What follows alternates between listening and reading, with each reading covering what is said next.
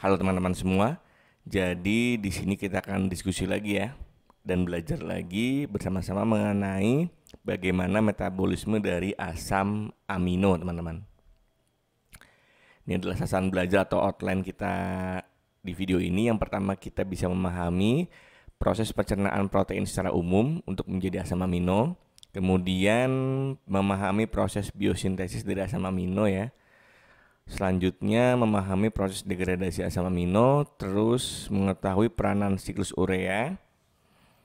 Selanjutnya memahami hubungan antara siklus urea dan juga siklus asam sitrat, dan yang terakhir adalah untuk mengetahui, ini kurang ya teman-teman ya, mengetahui jumlah energi ya yang dibutuhkan untuk sintesis siklus urea ya.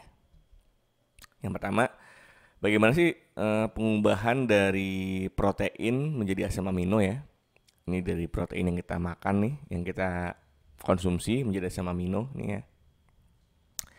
Jadi untuk protein, perubahan protein menjadi asam amino itu terjadi dari hasil pencernaan, teman-teman ya.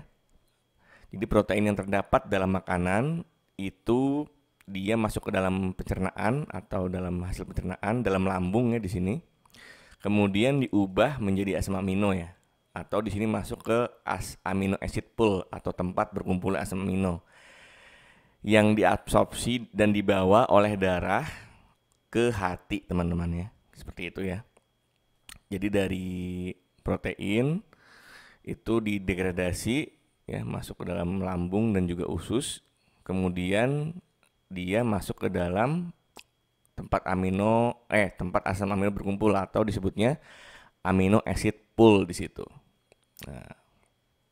Nah, pindahnya itu dari lambung ke dalam hati itu dia dibawa oleh darah, teman-teman ya, si asam aminonya gitu.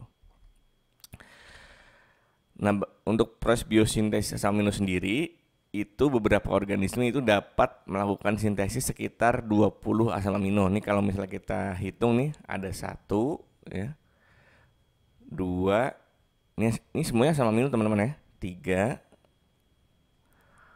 4 ya, 5, 6, 7, cuma ini singkatan ya, 8, 9, 10, 11, 12 ya, 13, 14, 15, 16, 17, 18, 19, 20 ya. Jadi sekitar beberapa organisme ya, nggak semua organisme itu bisa membuat atau bisa mensintesis atau biosintesis sekitar 20 asam amino ya di situ ya.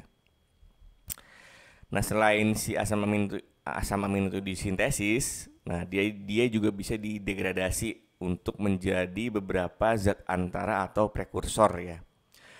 Untuk asam amino yang berwarna biru nih, ini warna biru ya teman-teman ya, warna biru ini itu adalah asam amino yang dapat membentuk glukosa atau disebut juga glukogenik ya jenis asam aminonya. Sedangkan warna merah itu adalah asam amino yang dapat membentuk badan-badan keton ya. Nanti kan ada 20 tuh ya. Yang warna biru itu dia bisa membentuk prekursor dalam pembentukan glukosa ya. Prekursor itu adalah zat antara metabolisme dalam bentuk glukosa, itu disebutnya adalah asam amino yang glukogenik. Sedangkan yang warna merah itu adalah asam amino yang dapat membentuk zat antara atau prekursor dalam pembentukan badan-badan keton. Makanya disebutnya asam amino ketogenik, teman-teman ya. Nah, biasanya proses degradasi ini itu paling sering adalah melalui perpindahan gugus alfa asam amino ya, atau disebut juga transaminasi namanya. Itunya reaksinya seperti itu. Tadi ingat ya, kalau misalnya dia menjadi prekursor atau nanti diubah menjadi zat antara dalam pembentukan glukosa, dia disebutnya itu glukogenik. Nih contohnya di sini dari leusin, lisin, fenilalanin, triptofan dan juga tirosin. dia dapat diubah menjadi nanti ya asetil-CoA, di mana asetil-CoA ini itu bisa masuk ke dalam siklus asam sitrat ya, di mana nanti asam sitrat ini bisa diubah menjadi glukosa di ujungnya gitu ya. Sedangkan untuk yang glutamat terus kemudian fenilalanin itu nanti dia bisa masuk ke dalam bukan bisa masuk, dia bisa diubah menjadi badan keton, maka disebut juga asam amino yang ketogenik seperti itu ya teman-teman. Nah, untuk kelebihan asam amino yang ada dalam tubuh, contohnya manusia teman-teman ya, untuk manusia sendiri itu dia kalau kelebihan akan diproses kembali. Nah, prosesnya itu disebut juga proses yang akan masuk ke dalam siklus yang dinamakan siklus urea namanya teman-teman. Jadi si kelebihan nitrogen atau kelebihan asam amino ini akan masuk ke dalam siklus urea ya, di mana dia akan dikeluarkan sebagai amonia, si nitrogennya masuk ke dalam siklus urea. Nanti dia akan dikeluarkan sebagai urea bersama dengan apa sih namanya? Kalau pipisnya lupa ya. Di ginjal teman-teman ya. Nah, bagaimana prosesnya? Pertama-tama si kelebihan nitrogen ini dia akan dikeluarkan sebagai amonia atau NH4 ya. Dia bergabung bersama HCO3 ya, gugus HCO3 dan akan menggunakan sekitar 2 ATP energinya. Di sini enzim yang berperan adalah enzim karbamoil fosfat sintetase 1 ya. Nanti penggabungan antara amonia dan juga HCO3 min ini dia akan membentuk suatu produk namanya karbamoil fosfat atau zat antara namanya karbamoil fosfat teman-teman. Nah, baru karbamoil fosfat ini diubah menjadi citrulline. Citrulline ini diubah menjadi citrulyl AMP intermediate ya. Di sini juga menggunakan 1 ATP ya.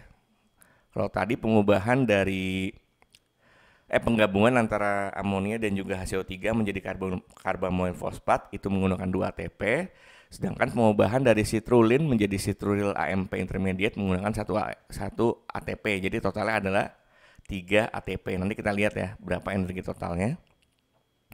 Kemudian dari citrulyl AMP intermediate itu diubah lagi menjadi argininosuksinat ya. Ini juga salah satu senyawa antara yang penting teman-teman ya. Jadi saya kasih tanda bintang deh di sini. Kenapa penting nanti kita lihat. Dari argininosuksinat nanti diubah menjadi arginin sambil dia mengeluarkan fumarat. Ini juga yang penting nih ya.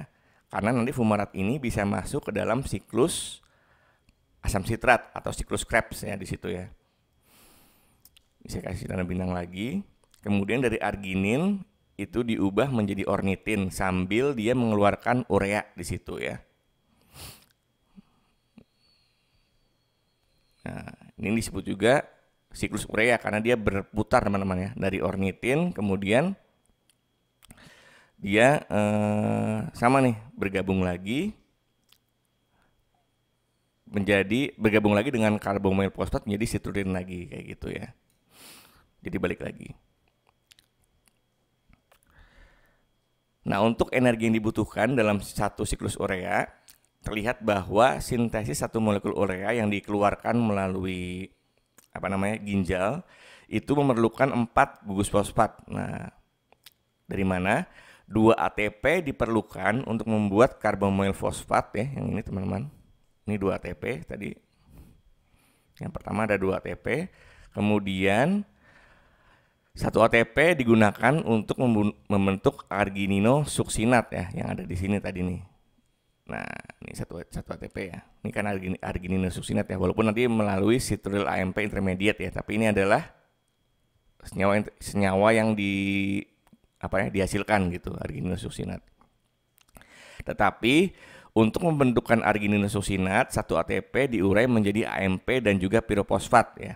Jadi pirofosfat ini dia punya 2 gugus fosfat dan dapat menghasilkan 2 gugus fosfat atau 2 gugus ortofosfat. Jadi totalnya ada 4 gugus fosfat ya. 4 fosfat.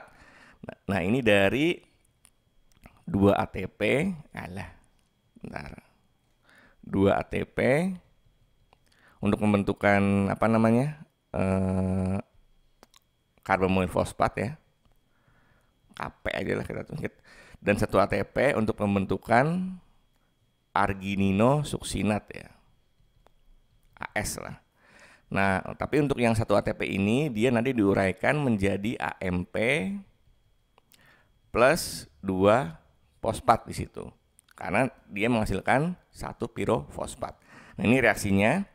Jadi amonia atau amonium di sini ya, 2NH4 bertemu dengan HCO3 itu membutuhkan 3 ATP teman-teman ya. 3 ATP plus H2O dan menghasilkan 1 mol atau 1 molekul urea plus 2 ADP plus 4 ini 4 ya tadi ya, 4 gugus fosfat plus AMP dan juga plus 2H plus di situ. Jadi dari 3 ATP ini akan terurai menjadi 4 gugus fosfat ya. Nah, apa hubungan dari siklus urea dan juga siklus Krebs atau siklus asam sitrat? Jadi fumarat yang dihasilkan dari siklus urea tadi ini sudah dibahas ya. Fumarat dihasilkan dari pengubahan arginino suksinat menjadi arginin dan dia mengeluarkan urea. Dia juga mengeluarkan fumarat teman-teman ya. Fumarat ini dia bisa masuk ke dalam siklus asam sitrat ya. Kemudian diubah menjadi malat dan menjadi oksaloasetat. Kemudian terjadi namanya proses transaminasi ini. Proses transaminasi itu seperti ini teman-teman.